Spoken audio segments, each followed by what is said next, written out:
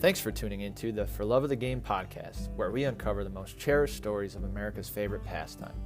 Woven into the DNA of our country are tales from our backyards and sandlots, summer leagues to the big leagues. Every fan has a personal connection, a memory, resonating in each of us. It takes us on a journey to a time long forgotten, or a moment in our youth. That first time we heard the crack of the bat, the roar of the crowd, the smell of the fresh cut grass. And these cherished recollections sit there in the back of our minds, beckoning us back to the game that we know and love, our reason to come back home, a reason for our love of the game.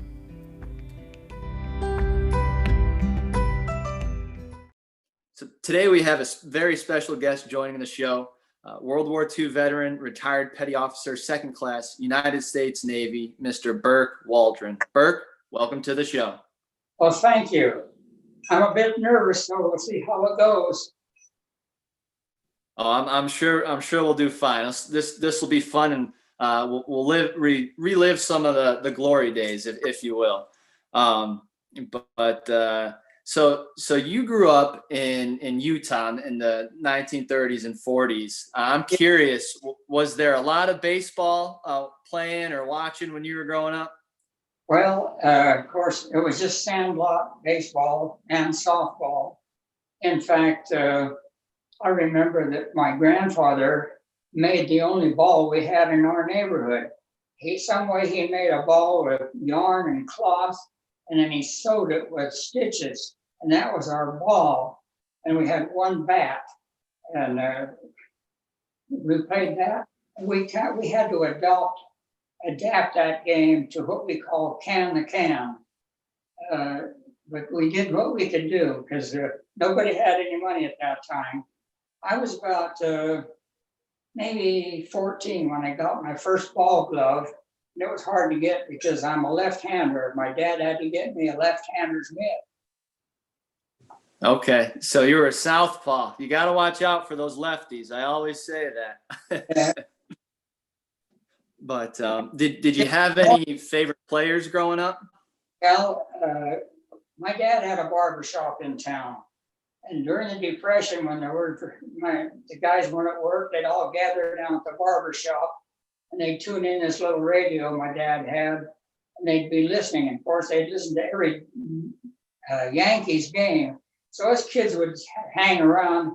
I don't know why it was, but we picked one player that was our favorite. I don't even remember what team it was, but his name was Dizzy Dean. Wow. That would be in the 30s. Yep. And so we had one kid in town. He was a pretty good baseball player. His name was Dean, so we called him Dizzy Dean. That's awesome. Well, hey, Dizzy Dean was a pretty good pitcher, if I remember correctly. So yeah, that's what I remember, that he was a pitcher. Yeah.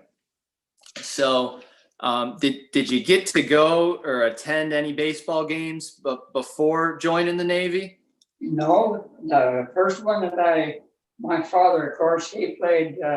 He was on what you might call the farm teams when he was back from before and after World War I, and so he was quite a baseball fan. And when I was back east for service school for the Navy at the University of Chicago, he said, "Son," he says, "you've got to vicariously attend the game for me." So I went to the game, and here is a copy. Does this show? Yep. Wow. The official scorecard. Yeah, that's the home of the White Sox, Comiskey Baseball Park, Chicago. And the game was on August the 20th, the White Sox versus Washington. The score was 8-5 in favor of the White Sox. Wow. Very cool. So you got to go to that game, and did you write to your dad about it? Did you let him know? So I didn't even have the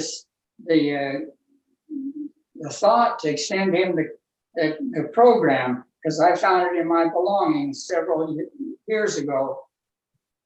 Wow. I gave that to I gave that to one of my fans because I thought, well, I should pass this on to somebody that could appreciate it. So this is only a print off of my computer that I saved. Gotcha. Well, that's a cool memento, nonetheless. But so you joined the Navy in 1943, Yeah. right out of high school. Why did you end up choosing that branch over the others? Well, my father was in the trenches in France in World War I. He was in a medic group, and he went out and brought in the dead and the wounded. And I thought, I don't want to have any part of that. I want to be in a ship where it's nice and clean. Well, as fate had it, I ended up being in the Navy's first ground force of the Pacific. So I was given a gas mask, a foxhole shovel, and a rifle, and had no training. Didn't even know how to take the rifle apart. They put us on a ship and sent us out. Wow. So that's not what you signed up for, is it? Yeah. So we did. The first invasion we made was in Macon Island. That was in conjunction with the Army. Then we went back to Pearl Harbor and for a little bit of R&R for 3 or 4 weeks, and we're back aboard ship and set out. We didn't know where we were going, but we ended up going to Saipan, and that was quite a battle there. We went ashore with the Marines there. Wow. Okay. And what was your specific role again? I was a signalman, which we used the flashing light, Morse code. We handled all the communication traffic from the island out to the ships, and gave the ships instructions for where to anchor and what kind of supplies they needed and what manpower they needed. And it was quite exciting. Yeah, I would say that's a pretty important job. And how long were you deployed for? Well, I was in there for 3 years. 3 years. Wow. 3 years overseas without a leave. Didn't have a leave the whole time. No kidding. Wow. So what was that like for you when you finally got back to the States after 3 years? Well, it was wonderful. I remember the first big dinner table. I sat down with the family, and my mom served this beautiful dinner, and I said, "Oh," she says, "What's the matter?" And I says, "You mashed the potatoes. We've had powdered potatoes all this time, and I wanted a whole potato." And I almost made her cry. Oh no. Wow. Did you end up eating the mashed potatoes though? Yeah. So, because of your sacrifice and many other veterans, I myself was able to play baseball in college and not have to worry about, going to war or anything like that. But baseball did teach me a lot of valuable life lessons. What did you take away from your time in the Navy? Well, I took a lot of personal growth from that, especially my faith in God and His Son Jesus Christ, and in my membership in the Church of Jesus Christ of Latter-day Saints. In fact, all during my childhood youth, I believed I was pretty strong, but I really had conviction poured upon me while I was on Saipan. And it took me until Saipan to really be really strengthened. And then I didn't realize how great a thing that experience was until last year. I went back to Saipan all by myself. And I was there for the 75th year of liberation. And I was the only World War II vet that was there for that celebration, and they treated me like royalty. It was so fantastic. I went back to the very same place. Our point of operation during the war was an old abandoned lighthouse that we used for our communication center. It was still there. It was on the National Registry of Parks. And so the very first place I wanted to go was to go there. And I was up in the top of the lighthouse and just reminiscing on what I had learned, what my experience has been. And I came down to the lower floor, and there was a tour guide down there with a great big bunch of Chinese. And he was speaking to them in Chinese and telling them, and I said, "May I interrupt you?" I said, "I can tell you exactly what happened here and what we did." And he says, "Go ahead and tell him." So I gave him the lecture, and the interpreter told him in Chinese what I had said. It was so fantastic. Wow. And who would have thought 75 years later, you would have been standing there doing that? That's incredible. Yeah, it was in the Southwest. I had my contracting business, and one of the plumbers that I used to subcontract to, and we exchanged work, he was from the island of Guam, which is just a little ways away from Saipan. And one day here, about 2-3 years ago, I was in his home, and his brother was there, and his brother had come over here for a wedding for one of his children. When I was introduced, he says, "Saipan," and he immediately got on the phone, and he phoned out to Saipan, got a hold of the Supreme Court Justice, and said, "Hey, I got this veteran out here." And that's how I got the invitation to go back for the 75th. So I immediately put a GoFundMe thing on the internet, and I raised enough money. Well, I was almost short. But one day I was talking to a guy and telling him my sad story. I wasn't getting very much. He says, "Wait a minute." He says, "I'm a retired teacher." But he says, "One of my students is a very wealthy, he's well-to-do contractor. Let me talk to him." The next day, the contractor called me and said, "I want to pay for your ticket. How much was it?" And I said, "Well, it's $2,300. I already put it on my credit card." And he says, "Never mind." He says, "Give me your checking account number." Next morning, I had $2,300 put in my account. And Wow. that's what allowed me to go there. That's amazing. Certainly. This is my medal I got. I had to go in. Can you get any closer? Yep. Okay. Wow. And this one right here is the 75th year of Pearl Harbor, which I went to 3 years ago. Wow. Amazing. I mean, does it feel like it was 75 years ago to you? No, it doesn't. It just seems like yesterday. Wow. That's incredible. Well, the Navy has certainly taken you all around the globe. So I think they lived up to their promise in that regard. But I would like to, I guess, flash forward a few years from your time in the service. And back in 2014, you were part of the Puget Sound honor flight to DC. And for those who are listening who might not know, the Honor Flight Network is a great organization that provides the opportunity for veterans such as Burke to go over to DC to see the monuments that were erected in their honor. And as I mentioned, you got to go in 2014. What was that trip like for you? That was fantastic. I wore my uniform every day back there. It was the most powerful thing was to go into the Arlington Cemetery.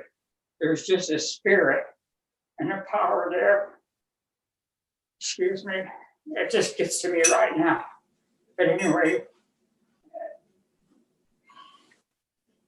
to be able to be back there and pay a little recognition to those who gave their lives. It's just a great experience. Yeah. Yeah. It's just such a great organization and such a great mission. And I would certainly suggest to our listeners to check out the Honor Flight Network and see how you can get involved, because it truly is such a great way to just express our gratitude for everyone who has served. And in 2016, now jumping ahead a few years, the folks at the Honor Flight called you with a very unique opportunity to throw out the first pitch at a Seattle Mariners game.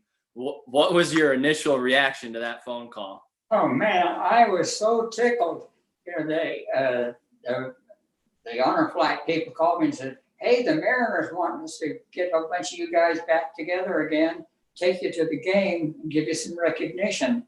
But he says, he says, they want to have one to throw in the pitch, and we thought we would get you to do it. And I thought, I'm the guy. And so I immediately went to the sports shop and I bought me a pitchback net, and I practiced for about a week out there in the backyard, just pitching it away. My son-in-law, who's there in town, he says, "I'm your coach." He says, "I don't want you to roll that ball down the mound." And if you've seen the pitch, you see that I got it all the way to the catcher. You gunned it in there. That's pretty impressive. And when was the last time you had thrown a baseball before that pitch, before that week? In 1945 on Saipan. Wow. That's even more impressive. Well, I'll tell you, the first practice pitch I did with the net, I almost couldn't hit the net. It takes a lot of strength. Yes, it does, especially if you haven't used the old arm in a while. Wow. So that's awesome. So what was that day like for you? It looked like a beautiful day at the ballpark. Can you describe that experience? Perfect ball game day. It was so great. And to be out there, you know, when they said it's my turn to go out there, I thought, I'm not going to just go out there. I just took off a running. And I got out there and waved to everybody, and they all started clapping and stamping their feet and whistling. And it was so great. And, you know, the next year, the Mariners said, "We want you back." And so I thought, I'm going to get to meet all the guys that were there. When I got there, I was the only one that they had come back. And they put me back in the tunnel, rolled the red carpet out onto the field, and then they said, "It's your turn." So away I went. And I ran out there again. And of course, about half of the crowd knew me from the year before. And they just started, oh boy, it was just so fantastic. I couldn't believe it. Wow. That's awesome. The Mariners, what a top rate team and franchise. And, you know, that first pitch has been seen millions of times now. And it seems like you got your own fan base, and Topps baseball cards even made one with you on it from that day. How did you find out about the baseball card? Well, about maybe 3 weeks or so after the game, I got a letter in the mail, and this person said, "Here's my baseball card with your picture on it. Will you sign it?" And I thought, wow, I'm on a card? Wow, that's incredible. Now I have over 800 people who have written to me and sent their cards, or they pull off a picture of me and put it on a big 8x10 picture and send it and have it signed. And I've done Skyping to schools back east. I've gone to grade schools, high schools. It's just really fantastic. I've been in parades. You know, there's one thing I got to jump back and tell you about Saipan. They call it the Day of Liberation. The people of Saipan had been in slavery for 300 years to the Spanish, the Germans and the Japanese. And when we won the war, it was victory for us, but it was liberation for them. And Wow. that's why they are so grateful to us. And I've had young kids from Germany who were exchange students here, and they would write to me and say, you know, when I was in the States and had my exchange experience, I'd hear them say that you guys saved America.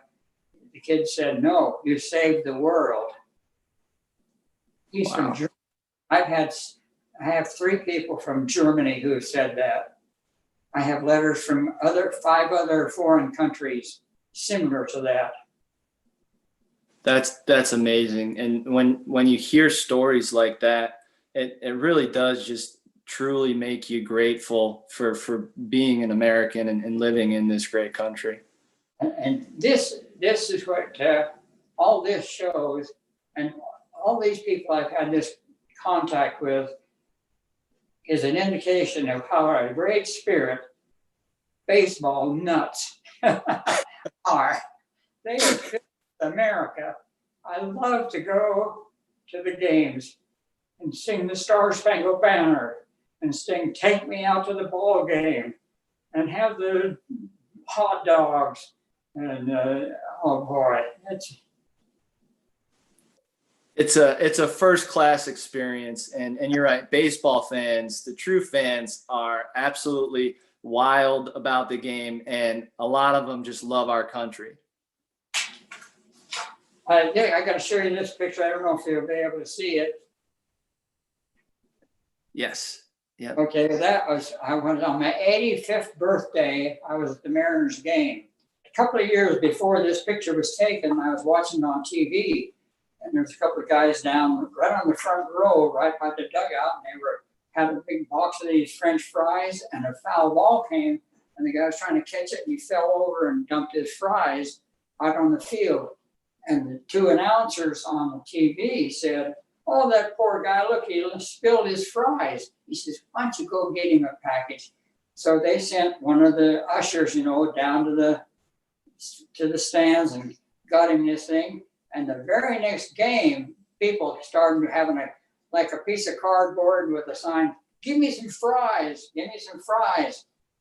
Well, my sign was 5 foot square, and it said, today turned 85, would be nice to have some rally fries.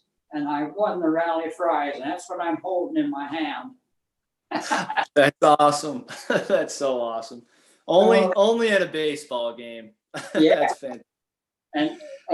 And when the day of the pitch, before I even got out of the stadium, to go home, I bumped into one of my friends and says, hey, he says, you've already got over 70,000 hits on the internet. And I said, what's that?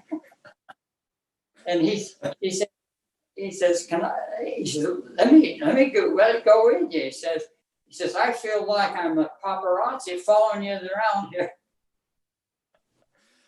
Yeah, you're world famous now. Did you ever think you'd be world famous? No, I didn't think that. I just a kid from Utah. I didn't know any Billy Beans. That's awesome. Well, I do have, we'll call them a few rapid fire questions for you. So I'll list a few questions, and then just first thing that pops in your head, we'll go with the answer. Okay, I'll see what happens. So I don't know if I even have to ask this, but your favorite baseball team? Well, of course, it's got to be the Mariners. Yep. Got your jersey in the background there. It's got to be your team. Do you have a favorite player now? Yeah, well, he's not. He's the batting coach, who is Edgar Martinez. Yes. He played his whole profession of time as a designated hitter for the Mariners. He was such a great man. He was a real gentleman. I heard his fellow players calling him Papa. That's how much respect they had for him. Wow.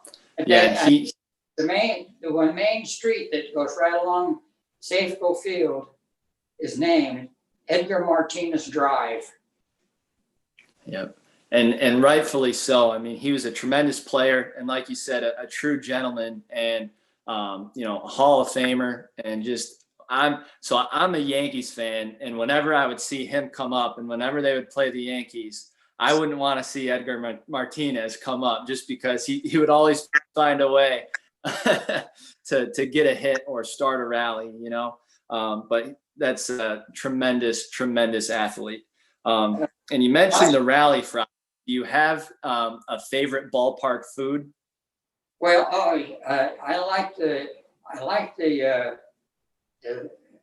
pulled pork sandwich. Yeah, you can't go wrong with that. These are, I guess, off topic of baseball, but what's your all-time favorite movie? Mrs. Doubtfire. I wasn't expecting that one, but that is a classic. I've watched that maybe 20 times. The first time was when I took my grandchildren, my two granddaughters. They were about maybe 10 and 12 years old, and I was laughing so hard, and they were saying, they'd say, "We don't know him. We don't know him. We don't know him." Well, you definitely had a right to be laughing. Robin Williams is just tremendous in that movie. That's awesome. What about, do you have a favorite song or a favorite musical genre? Sound of Music. I love the Sound of Music. Yeah, that's a good one. They have a lot of great songs on that. And then I know, so you mentioned it briefly. Your mom made you a big meal when you came home, and finally came back to the States. And oftentimes in the movies or reading books, they'll have the servicemen talking about, I can't wait to go back and have my mom's spaghetti and meatballs. Yeah. For me, it would probably have to be my mom's chicken cutlets. But what is your all-time favorite meal? Well, I guess it was probably Thanksgiving turkey. Yeah. Thanksgiving.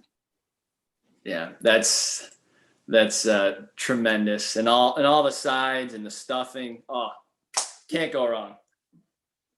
And as a kid, I never would eat the pumpkin pie because I had said it doesn't taste good. So I always refused the pumpkin pie. And when I got married, my wife and I decided what we'd do is we'd each make our favorite food and eat as much of it as we could. Well, her favorite was pumpkin pie, and I thought, what am I going to do?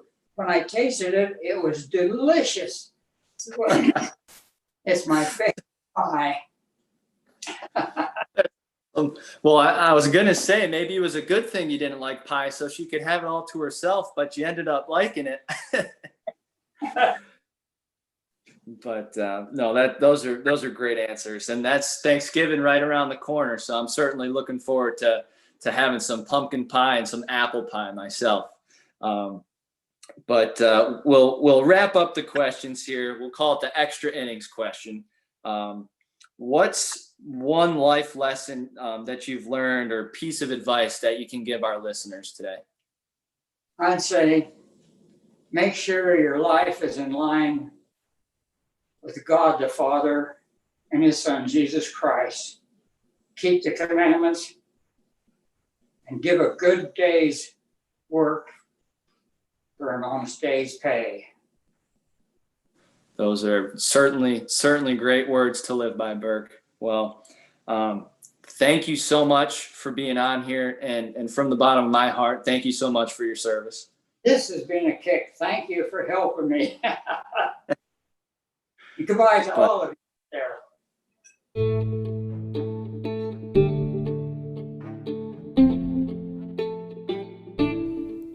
That wraps up today's conversation. If you enjoyed this episode, please give our podcast a like and share it with your friends. And if you have a baseball-related story to tell that you would like to have featured on the show, drop us a line in the comments, or you can send a direct message to our Facebook page. Thanks again for tuning in, and until next time, I'm Jim Tunison, and this is For Love of the Game.